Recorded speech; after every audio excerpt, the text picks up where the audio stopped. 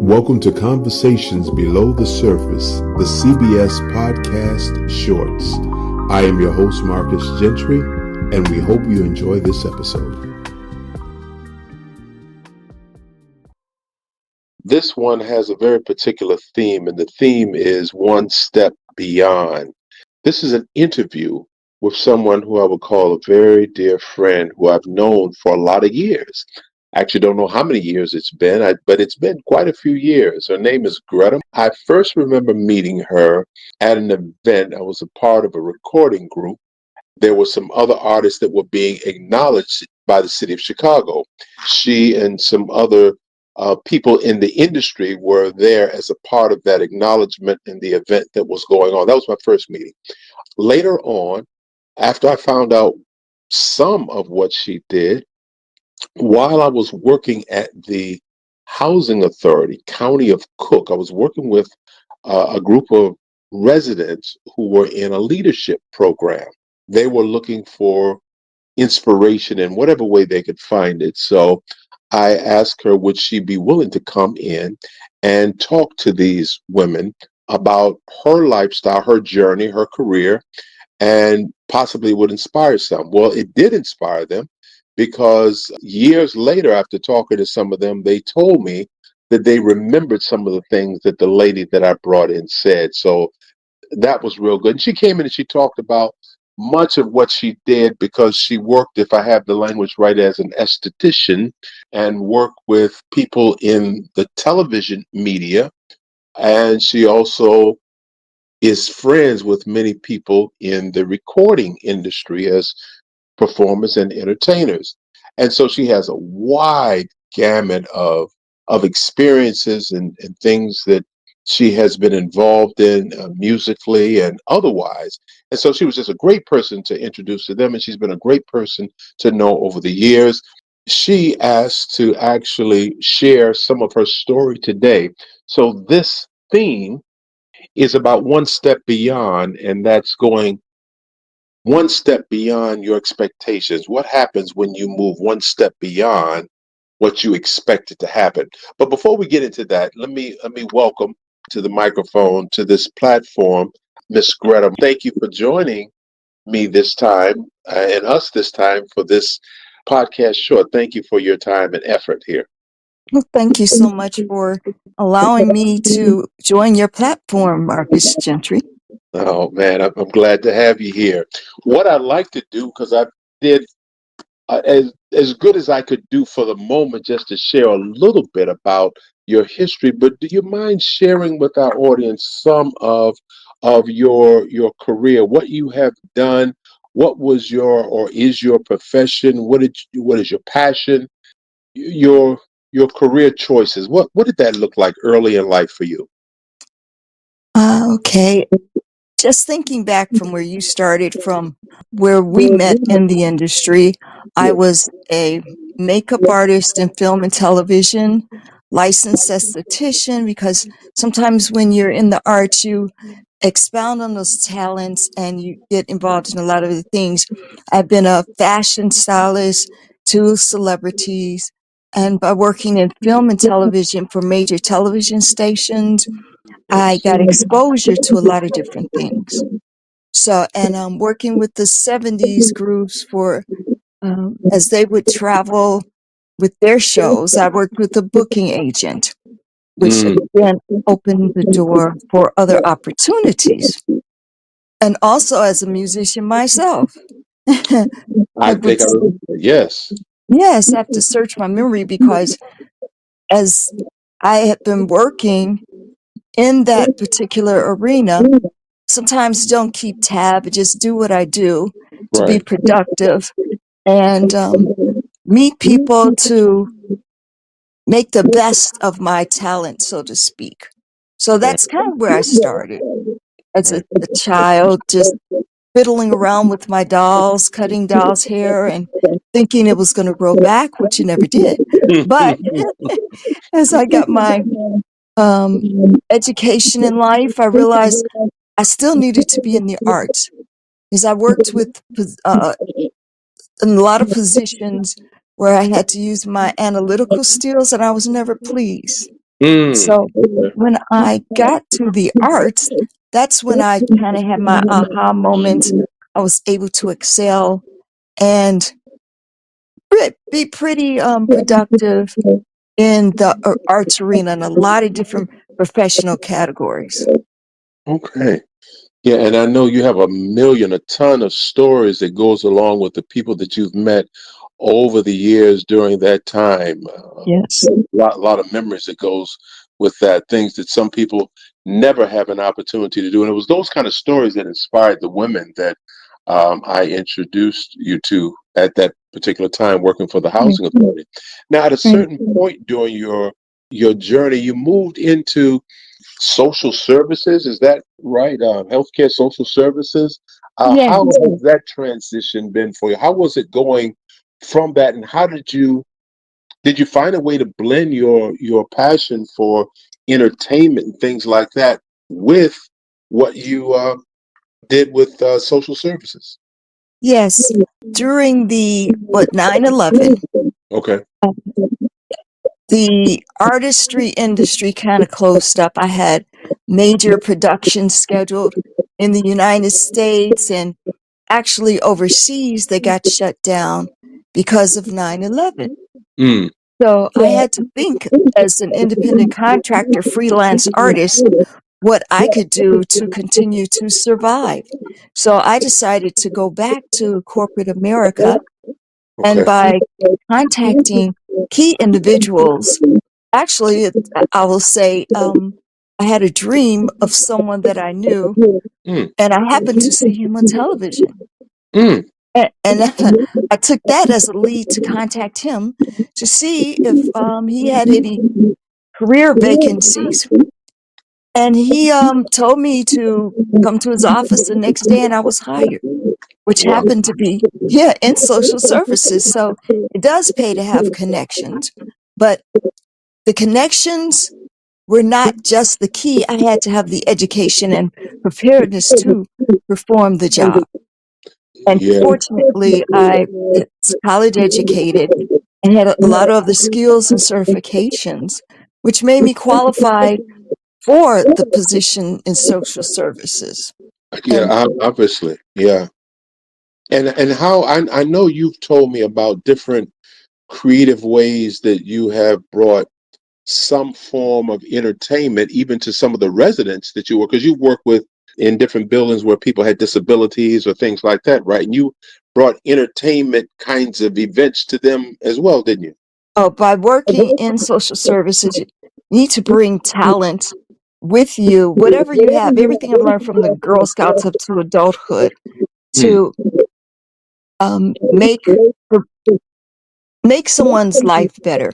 I worked with senior citizens, which is a joy for me because I always enjoyed uh, going to meetings and hanging around some of my senior citizen friends. So, in that capacity, I started to think outside of the box because it was kind of a depressing atmosphere because they just did not have any outlets. mm, So, fortunately, I brought my musical talents to the first building I worked in, which comprised of 60 senior citizens, and okay. decided to form a singing group with them. And Wow. only thing they needed was just the desire. Mm, So I, while going on taking them on trips, I started singing on the bus trip, and some of them joined in. And I found out through that group that we had musicians, some singers, and some that I've deemed would sit in the rhythm section because they may not have had the voice, but they had the desire to be a part of the musical group. wow. So, and that's how I started. And that particular group would entertain their peers for Thanksgiving, singing songs, and any other time at Christmas. And I've got them uniforms like little hats, scarves, pins that identified them as the singers, and it turned out to be very positive. And I Wow. did that for them for about 8 years. My goodness.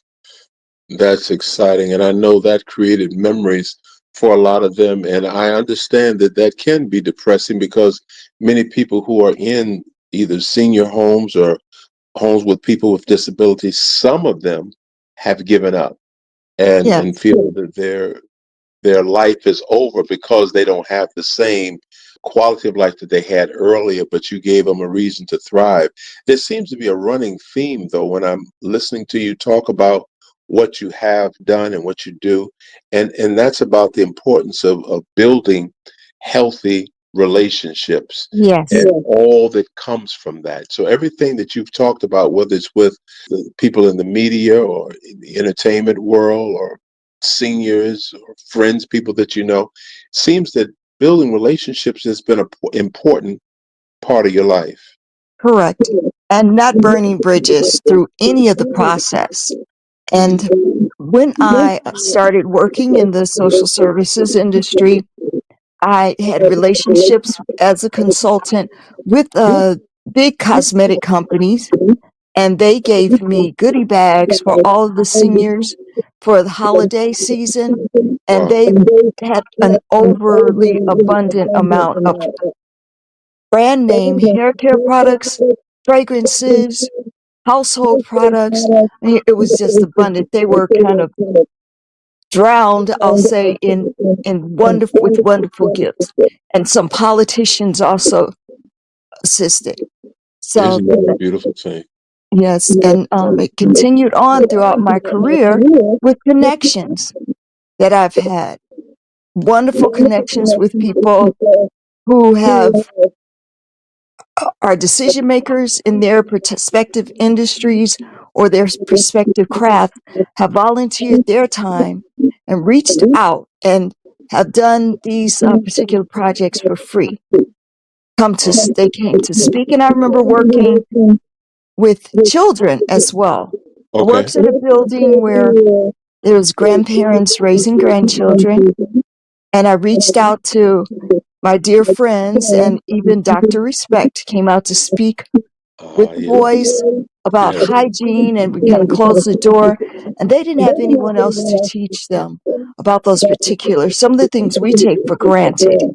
Yeah. And they were so thrilled at your presentation, Marcus, Thank that you. they never forgot it, and they wanted him to come back time and time again to speak to them and encourage them and teach them how to be productive citizens. Yeah, I remember that, and that it was a joy. It's something because that just that title is unique. Grandparents raising children, because it's a very common thing. Grandparents raising children, and you mentioned that there was a need for that kind of thing, and I think honestly, there's a need to teach how to build and maintain healthy relationships because you talked about how 9/11 was a major shift in the industry and in the world. Yes, COVID also created that kind of a major shift in our yes, society and time and things like that. And so many people and industries are moving further away from building relationships with each other to being able to effectively use technology. And it's not to put technology down, but it correct. seems that embracing it to one extent has caused some to just Yeah, lose or diminish value in building healthy relationships. And that's what we're talking about now, how correct. you have spent some time building a relationship and how it has served you and those who you've come in contact with well. Yes. And as a creative being, I think of myself as a person who does not see like red, blue. Um, I see neon colors. I work outside of the box. Mm. It's easy to be a blue suit, but hard to bring your own colors into an environment. So my colors are neon. Wow. I like that. That's all right. That's pretty good. That's great to hear. And you're right. It's a lot of people are conformists and they conform to what everybody else is doing, and Sure. sometimes will lose their own identity in the process of doing that. Man, what a journey of And exciting things. Uh huh. And I'm sorry, I didn't mean to cut you off, Mm-mm. but by seeing different shades and different colors, that makes you better as an artist It does. because that's how you create and bring something different. So when I fit into a particular box, I'm thinking how I can get outside of that box to be a standout and bring, well, at the time, the residents something that they had never experienced. Mm. I'll give you another example. Okay. These children, grandchildren of the grandparents, had never shopped on their own. Mm. These were like 17 children from the ages of 4 to maybe about 12, 14 years old. Okay. So I decided to go above and beyond and ask my manager if I could get them shoes, brand new shoes. Mm. And they were like, of course, that was a shock. Who does that? So I used my credit card, had each child shop on my computer, pick their own shoes from Amazon that they wanted, and their grandparents could not give any input because they were all gym shoes anyway, something they could use, and let Sure. them shop on their own. And they were just thrilled. And My I was goodness. able to later get the grandparents' shoes as well. And the grandfathers, two of them came to me. One of them was in tears. He said he hadn't had a new pair of shoes in 10 years. My goodness. So, Isn't it something, I don't remember who it was who said it. And they were talking about people who teach and give instruction. And they said the things that people remember most is not the facts and statistics and numbers, but it's how you made them feel.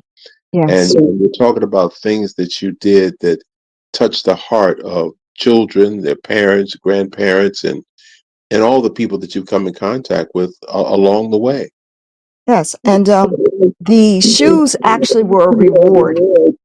I had another volunteer come in to teach them how to edit videotape. I had them make a short film, Mm. the kids, and after that, they did edit the video, and they learned how to work a camera, which is another life skill. Who knows how the children will be inspired?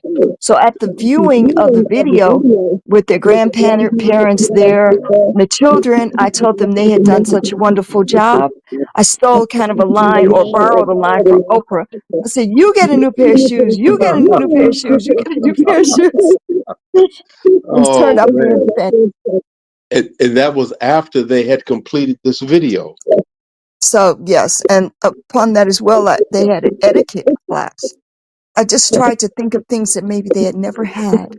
Right. So um, I had a specialist come in, an etiquette specialist, to teach them how to eat, use table manners, prepare a meal for lunch. And at the end of that, once they learned, they cooked a meal for their grandparents and used the correct table manners. And one of the grandparents told me that they always wanted to sit at the table after that and set the table correctly Oh, for a dinner. So that was something else that was accomplished that summer. what a joy. So many stories. And we were talking offline. You have been able to kind of document some of those things. I mean, like when you came out to talk to those women that were involved in that leadership group, you had pictures and things of that sort. And you Yes. probably have captured, you were telling me earlier, you have comments or notes behind some of the experiences that you've had with different artists and people that you've met along the way. You probably have a lot of pictures as well of some of these stories you're talking about now. I do. I have a lot of accumulated pictures throughout the years of different life's experiences with entertainers, celebrities, because they're working in television as a makeup artist. I was one of the first contact. I would actually be the first contact for them before they went on the set. And Wow. I learned after a time, I was Tony Curtis's, Jamie Lee Curtis's father, makeup artist for a television appearance. Oh And my. he he was a funny, hilarious type person because we only have a couple of minutes to get him ready for television on the set for his live appearance. So he was poking me, and his Mm. publicist, he was very kind of a mischievous type of guest. But I was a little nervous because, of course, I had a couple of minutes to get him out live on set. But his publicist told him to stop poking me. And and after that was over, and after I wiped the sweat from my forehead, I realized that was the time that I needed to start taking pictures of the celebrities that I was doing makeup for. Wow. So Wow. that was my start That is really of, something. And I bet it's nice sometimes to sit down and if you can't look at the pictures, just kind of go through a journey through your mind of some of those moments and some of those times and sure. things like that. Man, what beautiful memories you have. And I'll do one more name drop. Sure. I was actually Dwayne Wade's first makeup artist. Really? Uh, I The was, one? Really? yes. The one they call The Rock? No, Oh, Dwayne Wade, oh my basketball goodness! player. There I go. I stepped off the wrong side of the tracks there. Dwayne Yes, Wade. Oh, the ball player. Yes. yes, yes. And No he was kidding. up for the draft. And yeah, I have that picture of us together. And I know I was his artist because again, he was up for the draft and never had makeup on, and he was going to talk on Sportsnet about the drafting experience. Wow. And you did the makeup for him. Isn't that Yes, something? Did you take any pictures? yes, I do have a picture of he and I together. Wow. What a journey. Yeah, I definitely had the wrong person there. Yeah. Went on the first day. Yeah, okay. Wow. Well, that's really something. If I can make a turn in Yeah. in our direction, I have a different had a very dear friend. His name is Big Bob. That's what we used to call him. I lived in Georgia, and what he said to me a long time ago that he overheard somewhere. He said that everybody is going to experience a suddenly, where suddenly Hmm. something is outside of your expectations that happens, and it's something to manage. But he said it's something that everybody's going to experience, and I I I held on to that when he said that, and um, I added to that either eventually, as we continue to get older, or suddenly something will happen outside of our expectation and cause us to go, as I've said, this theme one step beyond our expectations of what we thought was going to be. Can you begin to talk a little bit about your experience of one step beyond your expectations, where your journey has made somewhat of a turn and things started shaping outside of what you originally expected to happen? Boy, I think this is where the tough part comes in. Yes. Um, in 2024, I discovered I had a critical illness. I was carrying on my regular work routine, doing everything all at once in my, I say, quote, normal day, normal disposition. Sure. And was just walking with a regular pace, regular gait, and I started to get a little dizzy, which was uncommon. And I can relate it to kind of squatting and getting up too fast, and it made kind of darken, because, oh, I got up too fast. But I was walking, I was not squatting, Okay. and kind of went in and out. I said, boy, I must go to my doctor. I went the next day. My doctor took my vitals, did a blood test, and said, you have to go to the hospital now. I just caught the ambulance from a regular doctor's appointment. Mm. So, of course, I was nervous and like, well, what's going on? She said, I cannot help you. You have to go to the hospital immediately. So I was able to find a relative to drive me to the emergency room because I didn't want to take the ambulance. Of course, I'm in shock.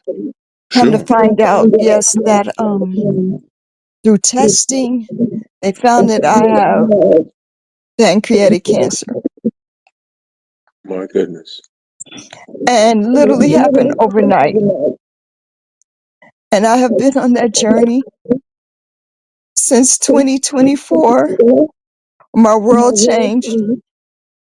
I've not been able to function with anything and not been able to work, not been able to travel, and just been going to do extreme chemotherapy, medium chemotherapy, radiation, and chemotherapy, which did not have the results that the doctors wanted.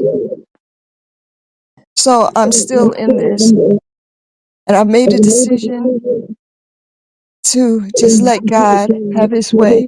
I surrender all to God. Mm. And just kind of firm up my steps for my legacy. And I call this a journey of love. That's what I want to leave, a legacy of love with anyone I've come in contact with. And I receive love. I have so much support, like through my family, my friends, and over an abundant amount that I never thought I would have had. And just thinking of 2023, Yes. I was feeling fine, feeling myself, and I decided to travel every month, which is unusual for me, but I was a traveler. I started New Year's 2023, well, 2022 into 2023 in Dubai. Mm. And every month after that, I went to a different place, travel every month in 2023. And Wow. needless to say, yes, it kind of prepared me for 2024 because I was not able to do anything at all except be in the hospital several times. And oh my gosh, I've had so many side effects from this, so much weight loss. My whole life is affected. And I'm sharing my story to tell people don't give up, have faith and know that there's a higher power that keeps me going. As I've been given the doctor's estimate on how long I may live, but I don't walk in that structure. Again, this is a God life, and that's what I depend on God to make my path of when He says I've had enough. What a journey. What a turn. What a step beyond what you expected. What have you been able to discover about yourself as you have gone through this journey? And then what have you discovered about other people who you have or have had in your circle? I've discovered about myself that I have stamina, I have grit, and my faith is unwavering. I've discovered that as long as I am in the presence of good people, positive loved ones, I use them as my endorphins to keep going, putting one foot in front of the other day by day. Because I'm a fortunate person, whereas I looked around me with people who were getting the treatment, and illness takes a lot from you. Yes. But I'm fortunate enough to still have had my hair. I Okay. have my hair. Some of it came out, but that's a blessing in itself. Yes. Also, to not be nauseous through all of that, because that can set you back. Yes, I've had weakness and a lot of trials and tribulations, but those are two things that I'm very grateful for. And I've learned that other people in my circle are so genuinely kind and protective of me, supportive, and just volunteer to help me with what my needs are. And they are like my angels, been around me, and I've not had any bad experiences with anyone. So that's a godsend. What a gift.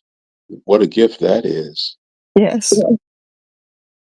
Have you found that people sometimes who love you and care for you may not know what to say? I was in a meeting earlier today, and one of the ladies in the meeting was saying that she had just heard some devastating news from a friend of hers, and she said she was not only devastated by the news, but she was devastated because she didn't know what to say.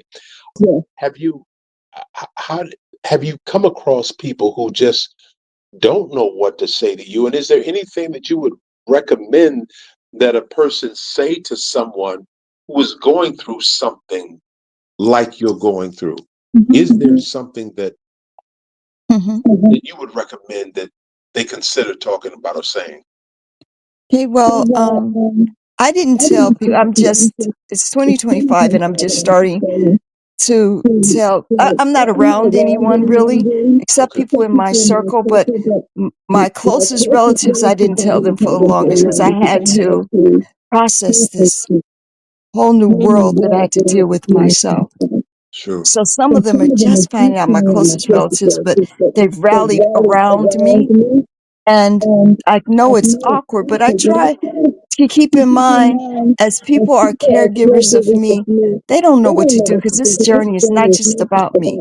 So I tell them that I'm in a good place. I try to lift them up and tell them that I know you're going through it as well as myself. It's not just me. And it's okay to not know what to say. And you don't, in fact, need to say anything. If you want to ask questions, I feel comfortable enough for you to ask because you're in my circle. So, Yeah. and to eat, and sometimes people feel they need to say something too, but you don't have to say something all the time. It could be further down the road, and words aren't always necessary. Just say hugs and kisses, text message, because it takes a lot of energy to talk. Avoid to use your voice. That's why I've asked a lot of my people I lost you right there. You've asked a lot of your people to do what? to text me, Oh, okay. because I can answer when I have strength enough to do so. And it's less cumbersome than trying to pick up the telephone. And Mm, they've all respected that.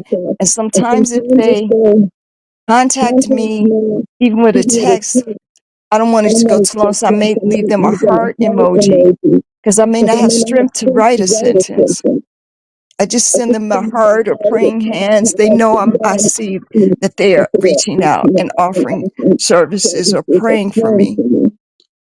So I think it's to me to teach them how to work with the situation as well as me learning with love. Whatever it is, I try and lead with love.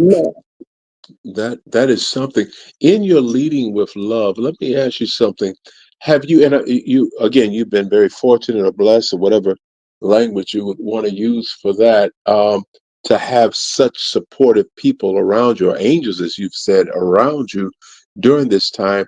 Have you had to set any boundaries where you didn't allow certain people to be close to you? And I know you mentioned you didn't even share with some of your family what was going on until you had processed it, but have you had to set boundaries with certain people that you don't allow close because maybe they don't know what to say, or they don't know what to do, or they say them, or they're not as sensitive as Yes. you want them to be, even though Yes. while you're leading with love? Yes. One of my dear caregivers, family members, thought that she should tell people because she needed the support. But Mm, I told her these are my wishes. I asked her to please respect my boundaries. Illnesses are very personal, and how you deal with them, especially a critical illness such as this, depends on the individual who is in the situation. And I also alerted a couple of other people who are very dear to me to watch that person and make sure they remind them, do not tell other people. That's my choice. Very good. And having those kind of people to be kind of protectors for you is so important. Gatekeepers, yeah. Gatekeepers, yes, so important.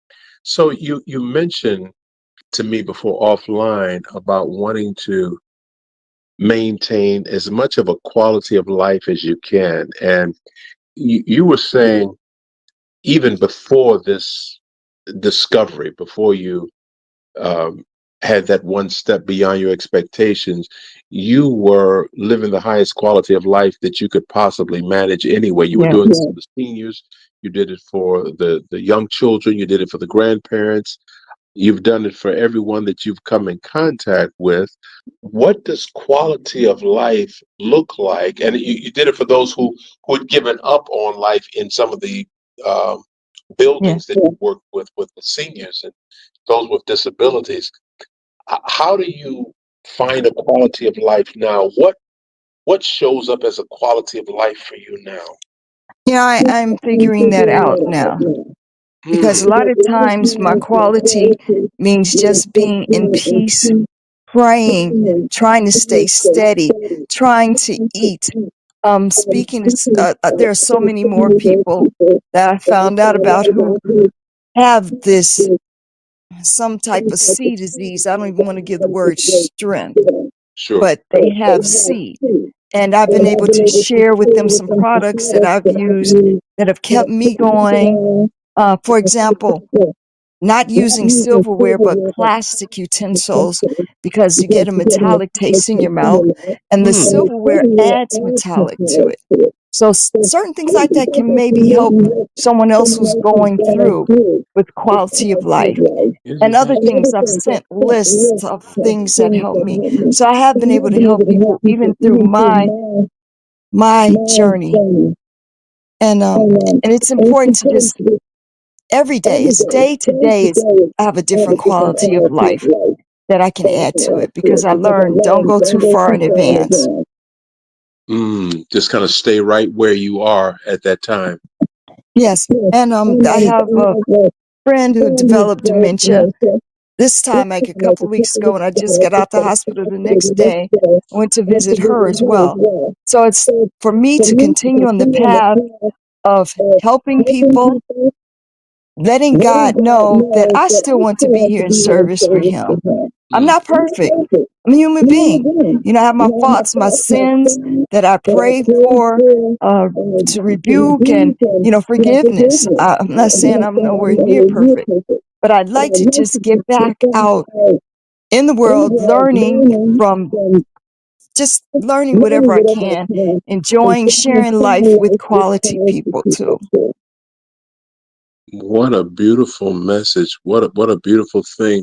So if we again, because there's so many more things and aspects of this, I'm sure that we could talk about and how you're managing and so much that goes into this, that what you're discovering about insurances and insurance companies, and that's a journey. At one point, you were telling me it was a real journey, just finding Mm. the right resources to make everything work together. But you definitely need a team in order to be well. So I know that there's just so many different areas of struggle, challenge, and overcoming that is a part of your experience now.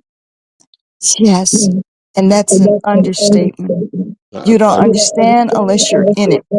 By working with people so long, not just seniors, but people with disabilities and mental health problems or former drug abusers. I've just been in the service industry and I've touched upon a lot of different things. I see firsthand what they're going through, the lack of resources, yes. or trying. And I'm educated. I have my master's degree. I know the struggles that I've gone through as an educated person to try to get resources, filling out all these forms. I can't even fathom how someone who can barely read or not read, who has not had any training as in case management, can figure out this information. Yes. Yes. It's an atrocity how people are just left to turn to how am I trying to say, to not be here because they aren't purposely orchestrated from my belief that it's done so you can just fall by the wayside and not survive. And isn't it something that some of the quality of care that you get will depend on what part of the city and what facility you go to? That's Yes, unfortunate. Um, yes, zip code. the level of trauma that you're talking about, I've had my own, but I've noticed that even with doctor's visits, the quality of care, the way the facility is Yes, set up, is so different from one community to the other. There's such disparity it in is. that. And trying to navigate that while you're dealing with a condition or situation or an Yes. experience that's beyond what you thought was going to happen. I want to end with a couple of questions Okay. for you to answer, if you would, because I so appreciate your time and also respect that you said it can be tiring, exhausting, trying to Yes. keep the conversation. So I appreciate this time. The two last questions I want to ask you is, first one is, for someone who may listen to this, and it was such a loving gesture for you to want to do this for others. Of course, we heal ourselves by helping others, but to do this for others. But if there's someone who may have stepped beyond their expectations, something has shown up, they've gotten a phone call, a text, an email, something has happened, what message would you give to someone who has just gotten the news similar to what you received in 2024? First of all, what Okay. message would you give to them? Give yourself permission to process what's going on. If you need Mm, to isolate yourself in the moment, process it. Meaning, if you need to write it down or just stay in a quiet moment, cry, pray, whatever it takes for you to get past those head shaking moments and to realize, yes, this is what's happening to me. Once you process, don't give up. Go to a place where you can see, while you're hopefully lucid, resources. What resources are available to you? mm, Hopefully, you've gotten some side insurance that can help you. See what your benefits are if you're working. Add benefits to your benefits mm. because it'll come in handy. Fortunately, I had done some things, and that will come in handy because if you have to do FMLA or go on leave, short-term disability, long-term disability from work, that will already be in place. I never thought I would end up here, but I had those things which helped me survive, not thrive, but help me survive. So that's the first thing. Process, put things into action. Do not give up. Mm. Today is the first day of your different life. Find whatever you can to stand, I'll say 10 toes down when you can. Don't be afraid to admit that you need help. Because Mm. I'm a very private person. I've never done anything like this, or if I'd been in my healthy state, never would allow my first, last name. Those are just things that I don't do in a normal. Yes. But be open, identify your good people now. Get your circle ready. Anyone who gives you pushback, you don't need them. Mm. You don't need them. There'll be other people who come into your life, even through the hospital or whatever. God, as long as you have faith, God is whom I worship and I surrender all to. He sends me who I need and what I need. Wow, such a powerful message. My goodness. My goodness. Thank you for that. The next question is, if you have someone, if someone has someone in their life who is going through something similar to what you're going through, whoever it is, spouse, sister, brother, cousin, whoever, but they have someone in their life who is going through something just like a very similar to what you're going through, what would you say to that person who is trying to support someone who's going through something? I would say I would let say them let have them their have their moments. moment. Do not Do come not in come as a in as a dictator dictator saying that saying you that know you know best. best. You're like, You're like, please treat please them with treat them with respect respect as an as an adult, adult, as a as a decision maker. decision maker. If the If the person is person not is not dependent on dependent you, on you, even though you even though may you feel may it's feel best, it's best, give them give them room to make room their to make their decisions decision. if they're If that they're type of that type of person. person. If they're Yes. the If type they're of the type of person that person that voices, I want voices, you to I want you handle to handle everything, everything, just teach them teach them too. too. Don't just Don't take just take over. over. Do not Do take not over. take over. Teach Teach them, them. explain, say, Explain. well, Say, well, I know I you know you believe X, believe Y, X, and Z Y, may and be Z may best, be but best, let's but look let's at look at this. this. Be Be kind in your kind in your spirit spirit Mm. as as best you best can. you can. If you're If not you're in the not in the position to be position to be kind, kind, get get someone else who someone else can who do it can do then. it then. Take a Take a break. break. Take your Take your time out time out and then go and then back go to back it. to it. Take care of Take care of yourself as a yourself as a caregiver caregiver because it's because hard. it's It's hard. hard It's all hard the way all the way around. around. Wow. Man, such a powerful message. What an amazing story of inspiration, resilience, faith, courage. What a beautiful example of this. I'm so grateful that you allowed me to do this interview with you, and we're going to be able to share it in some places, and the people who will need to hear it are going to get a chance to hear this, and you will continue to inspire with every breath that you have. This episode, as long as I got breath, I got hope. Yes. And that's exactly what you're exemplifying here. With every breath that I take, I'm going to use that to try and inspire someone, to encourage someone to manage. And you even said, sometimes it's about just surviving for the moment, not necessarily thriving, but if you can just Yes. survive the moment, then that's good. That's a win. That's a win Yes. for that day, for that moment, man. Well, again, thank you so much for this. I appreciate Thank you. the interview, the time, and you have definitely blessed a lot of people with your message and touched a lot of lives, and will touch more through this interview. So I thank you for this, and I hope you continue striving and thriving to be all that you could be as long as you can.